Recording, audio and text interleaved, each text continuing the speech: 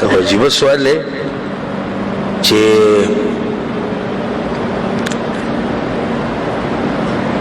شیخ صاحب ته به کوم مذهب وي موږ به داسې ووایو چې دا سوال خو ډېر اوږد دی جواب ډېر اوږد دی خو زه مختصر تاسو له جواب درکړم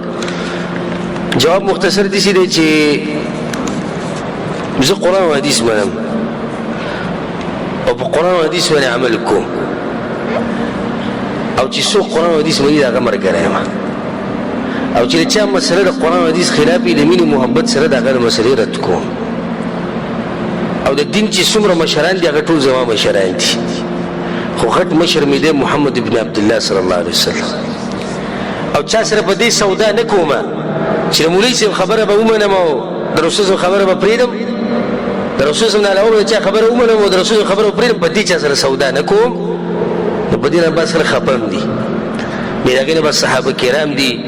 نو په دې زه چا سره نه راضي کېږم چې امتیان به راوچت کړو عام امتیان او صحابو به شم به کړو دې باندې چا سره اتفاق نه کړو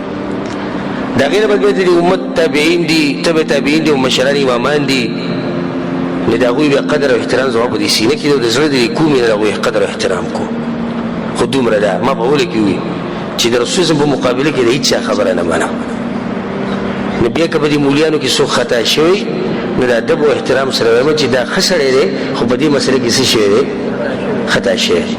زما خپل ځاني دغه طریقه ده شیخ ذاکر نایک تذکره وشوه هکې زموږ سلفي عالم دی خو موږ پرې راډیو کوو څه بېادبي ما دغه وکړه هکه ما ویلی چې دا مسله صحیح ده نو د الله نه به ما څه جواب ورکولی قیامت پر ورځ به الله زما نه تپوس کو نو زما دا مذهب دی چې قرآن حدیث په پوهه د سلف صالحیو دا زمانه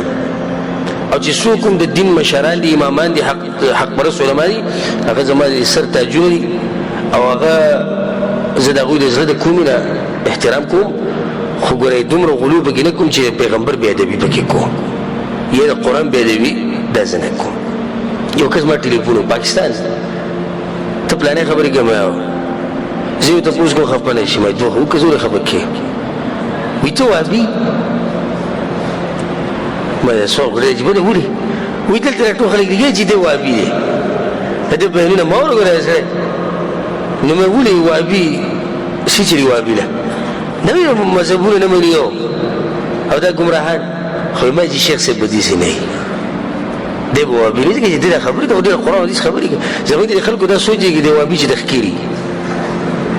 یا دا چې دی یو بلا ده غټه بلا ده غټ غاښونه دي چې لږ حمله کوي په سړي ښه ما نو زه خو وابي یم ما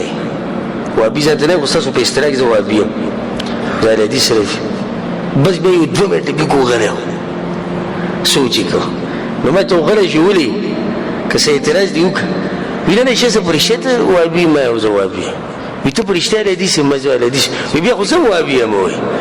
دغه ټولې خبرې خو زه منم وایي نو ما دغه یم الحمدلله زما دغه منهج دی قال الله وقال الرسول وقال الصحابه الله پیغمبر سوی صحابه سوی دغه زما مذهب دی په دې کې نه څوک خفه کېږي سل بیري د خفه شي که په دې نه څوک خوشحالي شي الحمدلله زما مذهب دا نه په چا پسې کنځلې نه کوو په چا پسې بدې ردې نه وایو ډېر ملګري ما ته وایي ما پسې دا خبره رسوي وي تا پسې فلاني کنځلې فلاني زه وایم ما ته د چا مبارک کیسه مه وایي چې زما زړه چاته نه بد کېږي چې زما د زړه ټولو خلکو ته پاک خلک بهر هر څه وایي عبدالرحمن بابا یو شعر دی ډېر ښکلی شعر دی ما ته اوس یاد نه دی خو حاصل یې داسې دی چې څوک به راپسې درنې وي او څوک به راپسې سپکه وي زه عبدالرحمن په درنو باندې درونې او په سپکو باندې سپک یم نو موږ هم داسې وایو چې موږ په درنو باندې درانې او په سپکو باندې سپک یو خلک به هر څه وایي که زما په مسله کې څه غلطي ته ورته ښکاره شي نو بلکل د هغې تپوس زما د ټولو خلکو په مخ کې کولی شي خبره به ټیپ هم شي او خبره به خلک هم اوري او زه به خپلې غلطۍ نه رجوع وکړم او زه به خصه غواړم چې دغه مسله کې زه خطا شم دا زما منهج دی تاسو څه وایي د منهج خبره کې که څه فرق شي زما او ستاسو په دې منهج کې که ټولو به انشاءالله یو